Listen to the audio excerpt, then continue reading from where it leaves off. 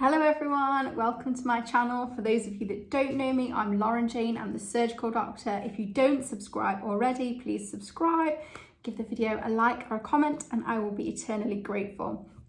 So the reason I'm making this video is the Olympics. And this is unusual for me because I'm not a follower of the Olympics at all. Organised sport just doesn't really interest me. I have followed the career of Simone Biles somewhat because she is an exemplary athlete and she is kind of bigger than gymnastics in some senses because she's been so successful. She's like Lewis Hamilton effectively, isn't she, where she's just completely going beyond what any sports person should be able to do. I've been really grabbed over the last few days by the story of her I don't understand gymnastics. I know it's a dangerous sport. She missed a vault and then since then she's taken a step back and said, my mental health is more important than this and I'm therefore not going to compete. And I thought about this and I thought that this was something that was really transferable to medicine. I don't know if you're a doctor or a medical student or someone entirely, but in terms of our mental health, I think this has real world implications that we should think about and discuss. So Naomi Osaka, the tennis player, did something similar recently. She finds being in press situations really stressful and had said that she was going to take a step away from that, and therefore, she came out of the competition because her mental health was more important. So Simone Biles, I'm sure pre-Olympics, all of the pundits were, when they were trying to work out where America's going to get their golds, they were counting Simone Biles in for a couple. She's got the weight of a nation on her back. She's got cameras across the world looking at her, and she has still chosen to say, all of that is not as important to me as my mental health. And I think that's fairly groundbreaking that a young woman has had the power to stand there and say in front of the world, in front of a superpower, her country, her nation, who are in fact sort of depending on her to clear out these gold medals. She has said, my mental health is more important than a gold medal, and more power to her. And the more I thought about this, the more I thought how important it was to make a video about this and discuss this. I ask you for a moment to think about yourself. If you have COVID, or let's say you break your leg, God forbid, but you break your leg and it's time for you to ring into work on Monday morning, you probably feel, if you're like me, you probably feel a little bit guilty because you don't want to let people down. But the conversation you probably have with yourself in your head is, well, I've got a broken leg or I've got COVID, I don't want to spread it. What do you want me to do? You ring in, you tell them the story, you give them the note from your doctor, and what can you do? But we don't think like that about mental health. It's a whole different conversation. I think many of us really struggle to be able to say to ourselves, let alone to our boss, to our friends, to our family. And it's not even all about work. It's about, sometimes there are toxic situations or hobbies or something that you think you just kind of push through rather than saying, this is too much and this is damaging to me.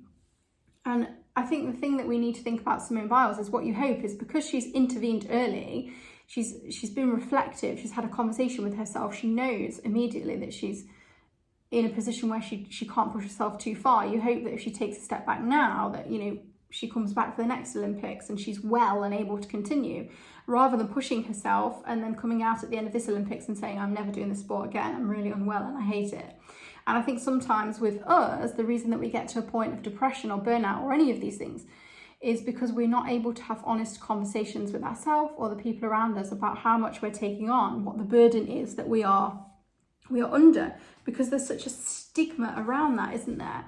It's so difficult to go to someone like Simone Biles has done and say, I can't do this. It's not that it's not that, I'm depressed or I'm not, I'm not having a breakdown or anything really, really at the extreme end, but I'm at a place where this is too much for me and I don't want to be all the way over here. I want to be looking after myself here before, I get to a place where, I'm really, really low. It's sort of like preventative mental health. And I think that was really fantastic that Simone Biles has stood up and done this so that we can look at this and reflect on this and see how this reflects in our own lives. Not just Simone Biles, obviously, but Naomi Osaka as well. And young women are taking a stand and saying, these things are not as important to me as my own mental well-being. And I do think that that is something that many of us would relate to and would say is very difficult to achieve. Sometimes it's just very difficult to ring your boss up and say, I'm sorry, I might need adjustments, or, I might not be able to do this because I need to look after myself right now. I mean, often, you know, if you think about perhaps what you've been through over the last 10 years, there have been periods of your life where, you know, bad things have happened, you know, like family members have passed away, or someone's been ill, or there's something going on in your life which makes your usual functioning much more difficult. And at that point, sometimes you just think, you know, I'm going to keep going. And then you kind of look back a year or two later and think, well, actually, that started me off in something that I could have avoided if perhaps I'd taken a step back at the time and said, this is enough and I need to stop this thing, and I need to stop this thing right now. And then I'll just take a week or 2 weeks and then perhaps I'll go back, or however long you need. So you might think that what Simone Biles has done has absolutely no relevance on your life. You know, she's just some American gymnast, isn't she, going for an Olympic medal across the world. But actually what she's done is groundbreaking. And I think it's made me reassess how I feel about my own mental health and my own mental well-being, and how much I take on, and whether it's okay to take a step back. And it is a difficult conversation to have in the NHS because of, you know, problems that we have with staffing and all of those sort of things. We need to make sure that wards are covered and things like that. So I think there is an extra layer of guilt in the NHS that perhaps other people don't have. But I think generally the principles are all the same, that most of us struggle and I've got friends and lots of people who do jobs other than working in healthcare, and they experience all of the same sort of things, is that they just find it really difficult to say, I'm struggling. I think often because people think it would be seen as a sign of weakness, especially if you're in one of the professions and, you know, you're going up against other people for different jobs, and you don't want your bosses to think that you're not capable. You don't want to get back and there be an atmosphere at work, or all of those things. But actually, if we move forward, you know, as a generation, and start to say to each other, you know, let's look out for each other's well-being, then hopefully we can build something really positive. So obviously this isn't medical advice, this is my reflections as a person rather than as a doctor.